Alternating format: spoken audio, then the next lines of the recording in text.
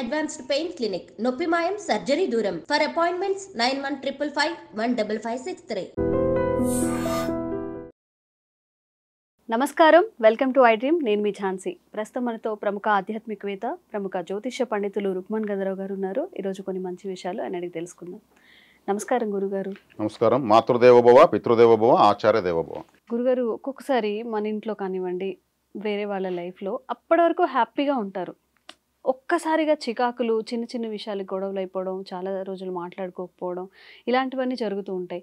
అలాగే ఏ పని చేసినా ముందుకెళ్ళలేదు అని చెప్తూ ఉంటారు. ఎప్పుడు ఈ మధ్య కాలంలో ఎందుకో ఏది చేసినా కలిసి రావట్లేదమ్మా అంటూ ఉంటారు. మరి దీనికి కారణాలు వాళ్ళ లైఫ్లో ఏదైనా దోషాలు ఉన్నట్లా, లేకపోతే వాళ్ళ ఇంట్లో ఉండే ఆ పరిసరాలు కానీ, ఆ ఇంట్లో కానీ ఏమైనా దోషాలు ఉంటే ఇలాంటివి జరుగుతాయా? ఒకవేళ అలాంటి దోషాలు ఉన్నప్పుడు దానికి ఎలాంటి నియమాలు కానీ, ఏదైనా పూజలు కానీ, ఎలాంటి పద్ధతులు పాటిస్తే మంచిదంటారు? మామూలుగా ఇంట్లో కొద్ది రోజులు బాగుండి ఉన్నట్టుండి సడన్గా చికాకులు, మనస్పర్ధలు, మాట్లాడుకోకుండా పోవడాలు ఇలాంటివన్నీ జరుగుతున్నాయి అన్నారు కదా. చాలా మంది ఇళ్లలో ఇలా జరుగుతుంది. దీనికి కారణం ఒకటైతే ఉండదు, పలు రకాలుగా ఉంటుంది. ప్రకృతి, ఇక్కడ మనం దేవుడు దేవత అనేది పక్కన పెడితే ప్రకృతి దేవుడు అనుకుందాం. ప్రకృతి అవకాశాలు ఇస్తుంది, బతకడానికి కావాల్సిన అవకాశాలు ఇస్తుంది. అంటే వాళ్ళకు బ్రతకడానికి ఎంత కావాలనేది వాళ్ళకు ఉద్యోగాలు రీత్యా కావచ్చు, వ్యాపారాల రీత్యా కావచ్చు ఇస్తుంది. ఇచ్చినప్పుడు ఇక్కడ లక్ష్మీదేవి, ఆమె కోపం చాలా ఎక్కువ. దేవతల్లో ఆమెకున్నంత కోపం ఎవరికి లేదు. కాళికాదేవి కోపం ఎక్కువ అనుకుంటారు. ఆమె చాలా శాంత స్వరూపిణి. అసుర సంహారం కూడా ఆమె విశేషంగా ఆయుధాలు ఎత్తుకుని హుంకారాలు చేస్తుంది. కానీ లక్ష్మీదేవికి కోపం ఎక్కువ. రౌద్రే రౌద్ర రూపిణి అన్నారు ఆమెని. అంటే రుద్రశక్తి స్వరూపం ఆమె. అందుకే లక్ష్మీదేవి మారేడు చెట్టుగా, బిల్వపత్రంగా భావిస్తారు. ఆమె లక్ష్మీదేవి సాక్షాత్తు బిల్వ వృక్షంగా భావిస్తారు. ఆమెకు కోపం ఎక్కువ కాబట్టే శ్రీమన్నారాయణ మూర్తిని వదిలేసి వచ్చేసింది వైకుంఠం నుంచి. కొల్హాపూర్కి వచ్చేసింది. కొల్హాపూర్కి వెంకటేశ్వర స్వామి వెళ్ళి తపస్సు చేస్తాడు ఆమె కోసం, అనుగ్రహించమని. 12 సంవత్సరాలు తపస్సు చేస్తారు వెంకటేశ్వర స్వామి. అప్పుడు ఆమె ప్రత్యక్షమయ్యి, ఈ కలియుగంలో ఇంకా నా యొక్క అనుగ్రహం నీకు లేదు, నా అంశతో పద్మావతి దేవి నారాయణవనంలో తిరుపతి సమీపంలో జన్మించింది, ఆమెతో నువ్వు ఈ జన్మలో భార్యగా స్వీకరించవచ్చని అడ్రస్ కూడా ఆమె ఇస్తుంది, డీటెయిల్స్. ఆమె ఇచ్చిన అడ్రస్తో ఆయన ఇక్కడ వెతుక్కుంటూ వస్తాడు. అంటే లక్ష్మీదేవి సాక్షాత్ శ్రీమన్నారాయణ మూర్తిని అనుగ్రహించినట్టే కదా లెక్క. అదే లక్ష్మీదేవి అనుగ్రహం కలిగినప్పుడు ఒక సంసారంలో, ఒక భార్యకు, భర్తకు, కుటుంబానికి దుర్వినియోగం అంటే మనకు జీవితాంతం ఇలాగే వస్తుంది సంపద, ఏమైనా ఖర్చు పెట్టచ్చు, ఎంతైనా ఖర్చు పెట్టి వృధా ఖర్చులు ప్రారంభించారంటే ఆమెకు అనుగ్రహం పోతుంది కదా, ఆగ్రహమే వస్తుంది కదా. మళ్ళీ వాళ్ళు ఏమవుతారు, ఒకసారి మెయింటెనెన్స్ విపరీతంగా ఉన్నప్పుడు మళ్ళీ డెఫిసిట్లో పడతారు. ఆ లైఫ్ స్టైల్కి అలవాటు పడరు, ఇంకా మళ్ళీ వెనక్కి రావాలంటే అప్పుడు ఏమవుతుంది, అప్పులు చేయడం ప్రారంభిస్తారు. వీళ్ళు చేసినటువంటి హంగు ఆర్భాటాలు చూసి ఇచ్చేవాళ్ళు కూడా వీళ్ళకి బాగానే ఉందని ఇస్తారు. అలా ఎంతమంది దొరుకుతుందో అంతమంది తీసేస్తారు. అప్పుడు ఏమైంది, లక్ష్మీదేవి ఆగ్రహం గురయ్యే కొద్దికి అప్పులు పెరగడం స్టార్ట్ అవుతాయి. కొద్ది రోజుల తర్వాత ఏమవుతుంది, మనపురం ముత్తూటికి బయలుదేరడం స్టార్ట్ చేస్తారు. ఈ గోల్డ్ పెడదామని ఇచ్చేవాళ్ళు ఇంక లేరనేసి. కొద్ది రోజుల తర్వాత ఏమవుతుంది, వాళ్ళు మెసేజ్లు పెట్టడం స్టార్ట్ చేస్తారు. మంత్లీ మీరు ఇంట్రెస్ట్ కడతారా, విడిపించుకుంటారు. ఇప్పుడు ఏమైంది ఒకసారిగా, దీనికి కారణం ఎవరు అంటే లక్ష్మీదేవి చంచల, ఒక చోట స్థిరంగా ఉండదు. ఆమెకు రెస్పెక్ట్ లేకపోతే వెళ్ళిపోతుంది. బంగారం తాకట్టు పెడితే కూడా లక్ష్మీదేవి కోపం ఎక్కువ. నన్ను తాకట్టు పెడతావా, నీ అవసరం కోసం నన్ను తాకట్టు పెడతావు ఏకంగా. కొనుక్కుని ఆ తాకట్టు పెట్టించుకుంటున్న వాడికి చేరుతూ ఉంటుంది బంగారు. వాడు కండ్లకు అద్దుకుంటే ప్రతి రూపాయిని కండ్లకు అద్దుకుని పెడతాడు. సాయంత్రం అయితే కూడా అప్పుడే బోనైనట్టు ఇటు తిప్పి తిప్పి ఉండిలేస్తాడు. అంత గౌరవిస్తూ ఉంటాడు డబ్బుని. లక్ష్మీదేవి ఆగ్రహానికి గురైంది ఎవరు, అనవసరం ఖర్చు పెడితే, అవసరం లేని దానికి ఖర్చు పెడితే లక్ష్మీదేవి కోపానికి గురిగాక తప్పదు. ఈ ఒక్క తప్పు చేస్తే ఇంకా వేరే ఏమీ ఇంట్లో చూడాల్సిన అవసరం లేదు. ఇప్పుడు ఒక డ్రెస్సింగ్ టేబుల్ ఉంటుంది బెడ్రూమ్లో.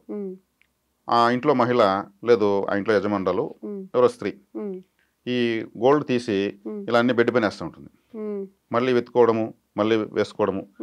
ఆ బెడ్ లేదా మంచము భోగ వస్తువు, దానిపైన డబ్బులు, ఏటీఎం కార్డులు, నగలు వేయకూడదు. ఓకే, చాలా మంది చేస్తుంటారు ఈ తప్పు. చాలా మంది చేస్తుంటారు కదా, చాలా మంది సమస్యలు వస్తున్నాయి కదా. అవును, అంటే జాగ్రత్తగా తీసినప్పుడు ఒక బాక్స్ లోనే ఇలా పెట్టుకోవాలి నీట్ గా, గానీ ఇలా మంచాల మీద ఎక్కడ పడితే అక్కడ వేయకూడదు. ఏ కార్యక్రమానికి వెళ్ళినా యోగి వేమని చెప్పాడు, ఆ. స్త్రీలు లేని కార్యము చిన్నపోవు, ఉమ్, స్త్రీలు లేకపోతే ఆ ప్రోగ్రామ్ ఫెయిల్యూర్, ఉమ్, స్త్రీలు ఉన్న కార్యమున చిక్కులు ఉండు. వాళ్ళు ఉన్నారనుకోండి, ఆ ఏమని ఏమి చూడడము, ఆమె నగలు చూడడం, ఈమె నగలు చూడడం, ఆ మూతి తిప్పడము, భర్తల వెనకంటే తిరుక్కుంటూ ఏదో బ్యాలెన్స్ చేయడం, ఇలా ఉంటుంది. ఈ చిక్కులు ఉంటాయి. మగవారు స్త్రీల వెంటేబడి చచ్చుతుందరయ్యా విశ్వదాభిరామ వినురేమన్నాడు. వీళ్ళ పరిస్థితి ఏమి, వీళ్ళని బ్యాలెన్స్ చేయడం సరిపోతుంది. అంటే ఆడవాళ్ళ నగలు ఆడవాళ్ళు ఎక్కువ చూస్తున్నారు. అదే నగలు లేకుండా ప్రోగ్రామ్కి వీళ్ళు రారు. ఈ నగలు ఎక్కడ ఉంటాయి? ఇండోర్ మన ప్రోగ్రామ్ తీసుకొచ్చిన నగలు ఏమైనాయి వీళ్ళు చెక్ చేస్తారు. రోల్డ్ గోల్డా, ఒరిజినల్ గోల్డా, కళ్ళతోనే సీసీ కెమెరా లాగా పట్టేస్తుంటారు. అంటే ఎందుకు? ఇవి ఎక్కడో వెళ్ళిపోయింటాయి. లక్ష్మీదేవి ఆగ్రహానికి గురైన వాళ్ళు ఏం చేస్తారు? వాళ్ళ వల్ల బదిలిపించుకుని వేసుకొని పోతారు. కాబట్టి దుర్వ్యయం చేయకూడదు, సద్వ్యయం చేయాలి. అవసరమైన దానికే ఖర్చు పెట్టాలి. లక్ష్మీదేవిని ఎలా రెస్పెక్ట్ ఇవ్వాలని దీన్ని బట్టి నేను మీకు చెప్పాను. ఇది ముఖ్య ఉద్దేశం. ధనం మూలం ఇదం జగత్. డబ్బు లేకపోతే జగత్తు లేదు. మీరు ట్రైన్ ఎక్కుతారు లేదా బస్సు ఎక్కుతారు, ఒక 20,000 రూపాయలు మొబైల్ ఫోన్ ఇస్తారు కండక్టర్కి, టికెట్ ఇవ్వు అనేసి. నాకు 100 రూపాయలు ఇస్తే టికెట్ ఇస్తాను, నాకెందుకు? ఇది 20,000 అండి, అవసరం లేదు. డబ్బుతో చేసే పని 199 ఉన్నాయి. ఆ డబ్బుని ఉంది కదా అని ఎదుటి వాళ్ళు బాధపడేట్టుగా ఖర్చు పెట్టడము, ఎదుటి వాళ్ళు బాధపడేట్టుగా బిహేవ్ చేయడము చేస్తే లక్ష్మీదేవి ఎందుకు ఉంటుంది? నీకు ఇంత అహంకారం ఉంటే నేను ఎందుకుంటాను? ఒక వ్యక్తి అంటాడు ఫోన్లో, మనం వింటూ ఉంటాం, ఎంతరా నీ డబ్బు, రేపు సాయంత్రం ఇసురాడి పారేస్తాను రా, వచ్చి రేపు సాయంత్రం అంటాడు. ఆడ మీద కోపంతో లక్ష్మీదేవిని ఇసురు పారేస్తావు నువ్వు, లక్ష్మీదేవి అంటే నన్ను పారేస్తావా, రోడ్లో ఇసురాడేస్తావా, వాడవుంటున్నాడు, నేను ఏరుకుంటాను రా బాబు నువ్వు ఇచ్చే అంటే ఉంటాడు. లక్ష్మీదేవి రాదు వానికి, రేపు సాయంత్రం వీడియో స్విచ్ ఆఫ్ చేసుకుని మరి పరారైపోతాడు. వాడి మీద కోపం మనం తిట్టాలి. మాటలో ఆమెకు, ఇప్పుడు మనం ఒక అతిథిని పిలుస్తాం ఇంటికి, ఎంత గౌరవిస్తే వాళ్ళు అంత సంతోషపడతారో. వాళ్ళ ఇంటికి వెళ్తే కాఫీ ఇచ్చారు, నీళ్ళు ఇచ్చారు, చాలా ఆదరించారు, ఉండమన్నారు, నైట్ ఉండమన్నారు అంటారు. మనం పట్టించుకోకపోతే కోపంతో వెళ్తారు. మరి దేవత కదా ఆమె, మరి ఆ దేవతను నీ ఇసురు పారేస్తాను, నీ డబ్బు ఎంత, నువ్వెంత, టంగ్ స్లిప్ అవుతుంటే 24/7 లక్ష్మీదేవి టంగ్ స్లిప్ అవుతుంటే అపూర్వకంలోనే వాళ్ళకి ఆమె బిగిచ్చేస్తుంది. సాక్షాత్ శ్రీమన్నారాయణ మూర్తిని అనుగ్రహించలేదు, మీకు స్టార్టింగే చెప్పాను. మనం ఎంత? ఆమె రౌద్రే రౌద్ర రూపినే, రుద్ర రూపం ఆమె. కాబట్టి ఇక్కడ సద్వ్యయం చేయాలి, సద్వినియోగం చేసుకోవాలి. అది చేయకుండా ఎవరు ప్రవర్తించినా, ఎంత పెద్ద కోటేశ్వరులైనా, గొప్ప గొప్ప వాళ్ళు దేశాలు విడిచి పారిపోయారు కదా, పేర్లు మనకొద్దు, 1000 కోట్ల టర్న్ ఓవర్ మళ్ళీ వాళ్ళది. మరి ఎందుకు? వాళ్ళు చేసిన దుర్వ్యయమే. పనిష్మెంట్ ఎవరినైనా ఆమెకు అందరూ ఒకటే. కాబట్టి ఈరోజు బిచ్చగాడు సైతం QR కోడ్ మెల్లో కొట్టుకొని ట్రైన్లో బిచ్చం అడుకునే రోజులు వచ్చేసాయి. వాడు తుడుస్తున్నాడు, రైలు శుభ్రం చేస్తున్నాడు, డబ్బులు అడుగుతున్నాడు. శుభ్రతకు సువాసనకు లక్ష్మీదేవి వచ్చేస్తుంది. మరి గుళ్ళోకి వెళ్తే కర్పూరము, గంధము, అగరబత్తులు, మరి ఇవన్నీ సువాసనతో వచ్చేవే ఉంటాయి. అక్కడ శుభ్రత ఎక్కువ ఉంటుంది. అదే ఇంట్లో ఎందుకు పెట్టుకోకూడదు? లక్ష్మీదేవి వస్తుంది. కాబట్టి ఆమెకు అడుగడుగున అవమానం జరిగే చోట ఆమె ఎందుకు ఉండాలి? సద్వ్యయం చేయాలంటే చేయాలి. 24/7 దుర్వ్యయమే చేస్తా ఉంటే లక్ష్మీ కటాక్షం ఉండదు, ఈ మాటలు ఉండవు, గొడవలు ఉంటాయి, దూరం అలా అయిపోతారు, అన్నీ జరిగిపోతాయి. మిస్టేక్ అయితే ఒకటే, క్రాక్స్, చాలా మొత్తం క్రాక్స్ వచ్చేస్తుంది. కాబట్టి డబ్బును పట్టుకోవడం నేర్చుకోవాలి. డబ్బుకు ప్రాణం ఉంది, కండ్లు ఉన్నాయి, హార్ట్ ఉంది, అన్నీ ఉన్నాయి. డబ్బుకు చాలా తెలివితేటలున్నాయి. ఎప్పుడు కూడా ఒక్క మాట కూడా పొరపాటుగా డబ్బు గురించి మాట్లాడకూడదు. ఇప్పుడు మనకు రతన్ టాటా గారు ఉన్నారు, ఆయన ఒక ఋషి. అందరూ ఆయన మనిషి అనుకుని, ఆయన ఒక ఋషి.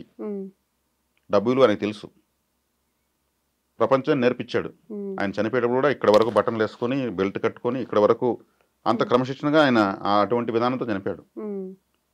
ఋషులు వాళ్ళు ఏ రోజు కూడా వృధాగా ఒక్క మాట కూడా మాట్లాడరు, ఒక్క వర్డ్ కూడా వాళ్ళకి వేస్ట్గా రాదు.